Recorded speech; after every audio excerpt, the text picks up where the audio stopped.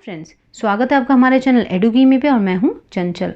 तो फ्रेंड्स, हमें बहुत सारे सजेशंस मिले ग्रामर की वीडियोस बनाने के और बिल्कुल सही बात है। जैसे किसी भी चीज़ को जब हम सीखते हैं तो हमारी नींव बहुत मजबूत होनी चाहिए। जैसे अगर हम कोई बिल्डिंग बनाते हैं तो अगर हमारी नींव मजबूत नहीं होगी तो बिल्डिंग भी मजबूत नहीं होगी।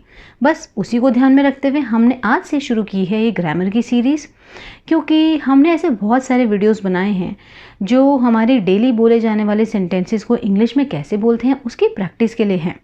जो कि जिसको अगर जल्दी है, किसी को कोई जल्दी चीज़ें सीखना चाहता है तो उनकी प्रैक्टिस करके सीख सकता है। लेकिन अगर आप शुरू से लैंग्वेज को सीखना चाहते हैं और अपनी नींव एकदम मजबूत रखना चाहते हैं तो आप हमारे साथ बने रहिए इस सीरीज़ में, ताकि आप एकदम बेसिक से इंग्लिश को सीख सकें और उसको समझ सकें, ताकि जब आप आगे इंग्लिश बोलें तो आपको समझ आए कि आपको कौन सी चीज़ कहाँ यूज़ करनी है और कैसे यूज़ करनी है, ताकि आप ग्रामेटिकली एकदम करेक्ट सेंटेंसेस बना सकें और बहुत ही परफेक्टली इंग्लिश बोल सकें। तो बस बिना देरी किए हुए शुरू करते हैं अपना इंग्लिश का लेसन, या फिर कह सकते हैं ग्रामर का लेसन, और चलिए चलते हैं। तो फ्रेंड्स, ग्रामर कहाँ से शुरू होती है? ग्रामर शुरू होती है पार्ट्स ऑफ स्पीच से। ये पार्ट्स ऑफ स्पीच क्या होता है? स्पीच मतलब जो हम बोलते हैं, जो भी हम मुंह से बोलते हैं। जैसे मैं जो भी अभी बोल रही हूँ, जैसे I am making this video. अब मैंने बोला I am making this video, ये सेंटेंस है, ये बहुत सारे शब्दों से बना है, बहुत सारे वर्ड्स हैं जिनका अपने आप एक रोल है इस सेंटेंस में। वो क्या रोल अदा कर रहे हैं, यही होता है पार्ट्स ऑफ स्पीच। किसी भी चीज़ को जो हम बोल रहे हैं उसमें जो शब्द हैं उनका उसमें क्या रोल है, क्या महत्व है, उसी को बोलते हैं पार्ट्स ऑफ स्पीच। और ये पार्ट्स ऑफ स्पीच को 8 भागों में डिवाइड किया गया है, जो कि हैं आपके noun, pronoun, adjectives, verb, adverb, conjunctions, interjections and preposition. तो ये हैं हमारे 8 पार्ट्स ऑफ स्पीच, और हम इनको आज की वीडियो में हम इनको थोड़ा थोड़ा समझते हैं, थोड़ा थोड़ा जानते हैं, और उसके बाद वाले वीडियोज़ में एक एक करके हम इनको डिटेल में पढ़ेंगे। क्योंकि फ्रेंड्स, अगर हम एक साथ बहुत सारा कुछ पढ़ेंगे तो आप लोग भी कंफ्यूज हो जाएंगे। तो चलिए सबसे पहले शुरू करते हैं अपने पहले पार्ट से। तो फ्रेंड्स, सबसे पहला है आता है हमारा नाउन। अब ये नाउन क्या होता है? नाउन होता है किसी भी चीज़ का नाम। इनको ऐसे बोल सकते हैं हम नेमिंग वर्ड्स। किसी भी चीज़ का नाम, जैसे कोई इंसान, कोई जगह, या फिर किसी चीज़ का नाम, तो इनको हम बोलते हैं नाउन। फॉर एग्जाम्पल, जैसे हम बोलते हैं किसी इंसान के नाम की बात करें तो जैसे रोहन, श्वेता, या फिर हम बोल सकते हैं टीचर। टीचर भी किसी का नाम है, किसी को हमने नाम दिया है, किसी प्रोफेशन को हमने नाम दिया है। अब जैसे है कोई बिल्डिंग जिसको हम बोलते हैं कॉलेज, तो हमने उस बिल्डिंग का नाम दिया है कॉलेज, तो कॉलेज हुआ हमारा नाउन। या फिर कैट, या किसी ऑब्जेक्ट का नाम जैसे कि पेंसिल बॉक्स, टेबल, चेयर, किसी भी चीज़ का नाम, उसको हम बोलते हैं नाउन। तो आई होप आपको नाउन में क्लियर होगा कि किसी भी चीज़ का नाम, जिस भी चीज़ को हम नाम दे सकते हैं उसको हम बोलते हैं नाउन। तो ये था हमारा नाउन। अब नाउन से ही आता है हमारा दूसरा प्रोनाउन। अब ये प्रोनाउन क्या होता है? प्रोनाउन वो होता है, प्रोनाउन ने कहा नाउन भाई अब आपका काम हो गया है, अब हम आपकी जगह लेंगे। तो जैसे मान लीजिए अगर मैं बोलती हूँ Rita is cooking in the kitchen, she is enjoying there. अब अगर मैं बार बार बोलूँ Rita is in the kitchen, Rita is cooking food, Rita is enjoying, तो ये सुनने में थोड़ा अच्छा नहीं लगता है। तो जब मैंने एक बार रीटा बोला तो अगली बार मैं रीटा की जगह शी बोलूँगी। अगले हर सेंटेंस में मैं उसके बाद उसको डिनोट करने के लिए शी बोलूँगी। तो मैंने रीटा को किससे रिप्लेस किया? शी से। जैसे मैं बोल सकती हूँ this pencil box is very beautiful, it is green in colour. अब मैंने पेंसिल बॉक्स की जगह क्या लिखा? इट। तो मैंने पेंसिल बॉक्स को रिप्लेस किया इट से, क्योंकि हम बार बार उसका नाम नहीं लेंगे। तो जो भी शब्द नाउन की जगह लेते हैं उनको हम बोलते हैं प्रोनाउन। जैसे कि ही, शी, इट, दे, तो इनको हम बोलते हैं प्रोनाउंस। ऑलराइट फ्रेंड्स, तो थर्ड है हमारा एडजेक्टिव्स। एडजेक्टिव्स क्या होते हैं? एडजेक्टिव्स होते हैं डिस्क्राइबिंग वर्ड्स। डिस्क्राइबिंग मतलब जब हम किसी भी चीज़ का वर्णन करते हैं या जब हम किसी भी के बारे में बताते हैं। जैसे अगर मैं बोलूँ किसी भी नाउन या प्रोनाउन के बारे में जब हम कुछ बताते हैं उसको हम बोलते हैं एडजेक्टिव। जैसे मैं बोलूँ Rohan is driving a black car. Rohan car चला रहा है पर उसकी कार का कलर कैसा है? Black. She lives in a big house. वो बड़े घर में रहती है। वो घर में रहती है पर कैसे घर में रहती है? बड़े घर में रहती है। तो मैंने घर है यहाँ पे हमारा noun, house is a noun क्योंकि वो एक ऑब्जेक्ट है। और हाउस की क्या विशेषता है कि हाउस बड़ा है। कार हमारा ऑब्जेक्ट है, कार की क्या विशेषता है कि कार ब्लैक है। तो एडजेक्टिव वो होते हैं जो नाउन या प्रोनाउन को डिस्क्राइब करते हैं, उनके बारे में बताते हैं, वो होते हैं हमारे एडजेक्टिव्स। ऑलराइट फ्रेंड्स, तो नेक्स्ट है हमारा वर्ब। वर्ब क्या होते हैं? वर्ब होते हैं हमारे एक्शन वर्ड्स, जो कोई भी चीज़ क्या एक्शन हो रहा है, क्या काम हो रहा है उसको बताते हैं, या फिर कोई स्टेट बताते हैं। जैसे मैं खुश हूँ, मैं उदास हूँ, तो या तो कोई काम या कोई स्टेट बताते हैं, उसको हम बोलते हैं वर्ब्स। जैसे कि हम बोलते हैं शी ड्रिंक्स मिल्क। अब यहाँ पे काम क्या हो रहा है? ड्रिंक्स, वो दूध पीती है। शी ड्रिंक्स मिल्क, तो ड्रिंक्स यहाँ पे वर्ब है। Rohan is running. Rohan is running, Rohan क्या कर रहा है? रोहन रनिंग कर रहा है। तो रनिंग यहाँ पे एक्शन वर्ड है, तो इसको हम बोलते हैं वर्ब। जो भी कोई काम होता हुआ दर्शाते हैं उसको हम बोलते हैं वर्ब। अब वर्ब के बाद ही आता है हमारा एडवर्ब। एडवर्ब क्या होता है? एडवर्ब वो होता है जो किसकी खासियत बताता है या किसको डिस्क्राइब करता है?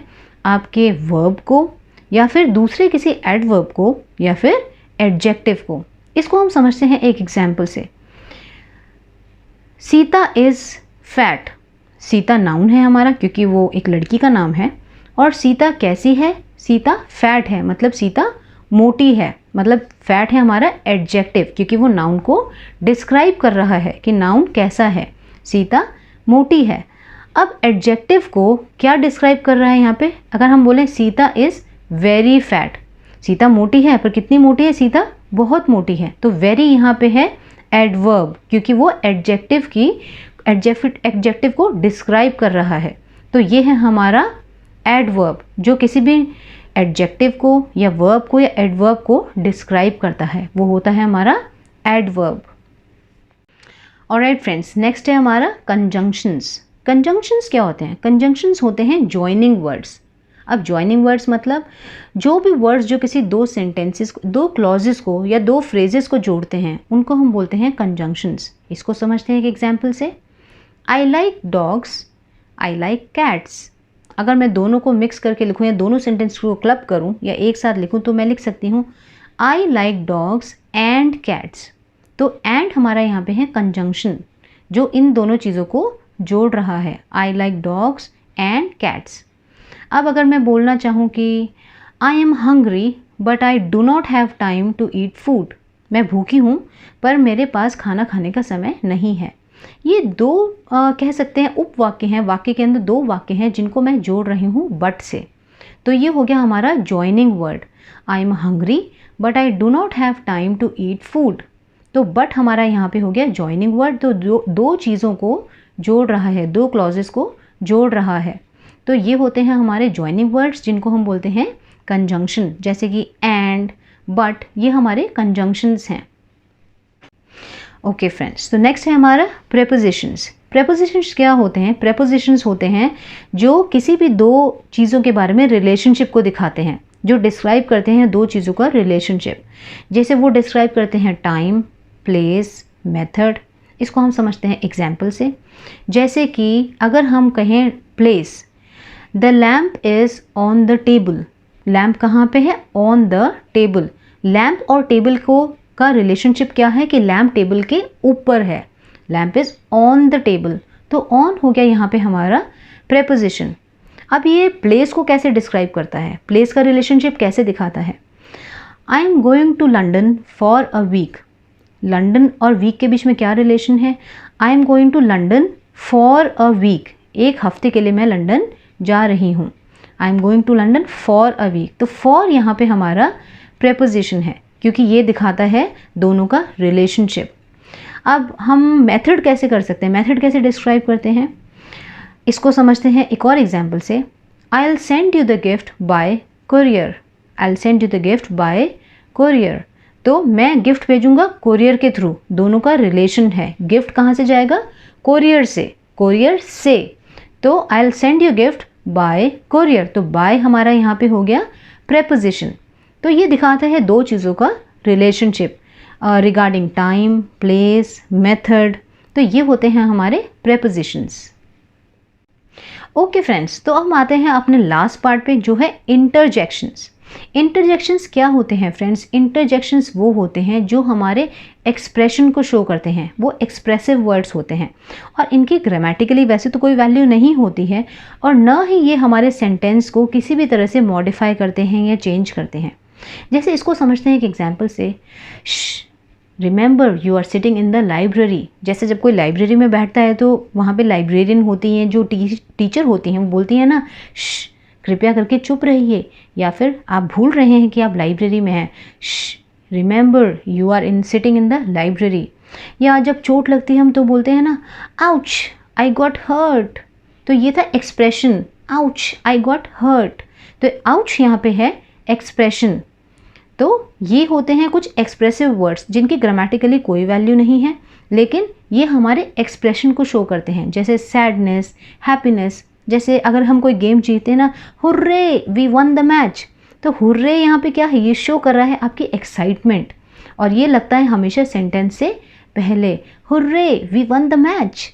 तो हुर्रे यहाँ पे हो गया आपका, बता सकते हैं, इंटरजेक्शन। जी हाँ, बिकॉज ये आपका एक्सप्रेशन शो कर रहा है। एक्सप्रेशन कुछ भी हो सकता है, sadness, happiness, angry, you are angry, whatever, कोई भी एक्सप्रेशन आपका है, ये यहाँ पे उसको शो करता है। तो ये थे हमारे 8 पार्ट्स ऑफ स्पीच जो आज हमने ब्रीफली पढ़े, क्योंकि हमारा ये इंटेंशन था कि आपको थोड़ा थोड़ा पता चले कि ये सब क्या होते हैं, और आगे इन सीरीज़ में हम इनको डिटेल में पढ़ेंगे। तो हमारी ग्रामर सीरीज़ में बने रहिएगा ताकि हम हर चीज़ को डिटेल में पढ़ें और थोड़ा थोड़ा करके पढ़ें, ताकि आप कंफ्यूज ना हो और हर चीज़ एकदम क्लैरिटी रहे, आपको हर चीज़ की एकदम क्लैरिटी रहे। और राइट फ्रेंड्स, तो देखते हैं इस सेंटेंस को और देखते हैं ये भी कि इसमें कौन कौन से पार्ट्स ऑफ स्पीच हमारे कहाँ कहाँ पे हैं। तो ध्यान से देखिए इस सेंटेंस को। Great, Meera and her friend are the only brilliant girls with the highest score in class. अब इस सेंटेंस में हम शुरू करते हैं अपने 8 पार्ट ऑफ स्पीच को ढूंढने के लिए। तो सबसे पहले हमने क्या देखा था? हमारा नाउन। अब इसमें नाउन है मीरा, और आप बता सकते हैं फ्रेंड, क्लास एंड स्कोर, क्योंकि ये सब हैं किसी के नाम, ये हैं हमारे नाउन। सेकेंड था हमारा प्रोनाउन। प्रोनाउन क्या है? हर, क्योंकि मीरा की फ्रेंड है तो हर हमारा है प्रोनाउन। फिर है हमारा एडजेक्टिव। एडजेक्टिव है हमारा इसमें ब्रिलियंट। एडजेक्टिव है हमारा ब्रिलियंट। इसके बाद आता है हमारा वर्ब। वर्ब है हमारा आर। वर्ब है हमारा आर। एडवर्ब है हमारा ओनली। एडवर्ब क्या है हमारा? ओनली। कंजंक्शन है हमारा and. Meera and her friend, क्योंकि दो चीज़ों को जोड़ रहा है, एंड। प्रेपोजिशन है हमारा in and with. In with, ये है हमारा प्रेपोजिशन। और लास्ट है हमारा इंटरजेक्शन, जो है हमारा ग्रेट, क्योंकि हमारा एक्सप्रेशन है ग्रेट। ग्रेट है हमारा इंटरजेक्शन।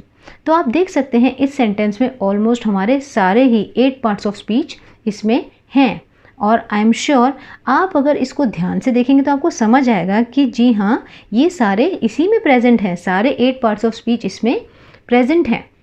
तो इस सेंटेंस को ध्यान से देखिए और खुद जानने की कोशिश कीजिए कि कौन सा हमारा नाउन है, कौन सा प्रोनाउन है, कौन सा वर्ब है, कौन सा एडवर्ब है, एडजेक्टिव है, और कंजंक्शन, इंटरजेक्शन, प्रेपोजिशन, सबको ढूंढने की कोशिश कीजिए ताकि आपके मन में और क्लैरिटी आ सके। और मिलते हैं अपने नेक्स्ट वीडियो में, लेकिन उससे पहले अगर आपको ये वीडियो पसंद आए तो इसको कमेंट करके मुझे ज़रूर बताइएगा, और please like, share and subscribe, और बेल बटन को प्रेस करना बिल्कुल मत भूलिएगा, ताकि जैसे ही हमारा नेक्स्ट ग्रामर का लेसन आए या कोई भी वीडियो आए तो आप सबसे पहले हमारे साथ जुड़ सकें। तब तक के लिए कीप प्रैक्टिसिंग।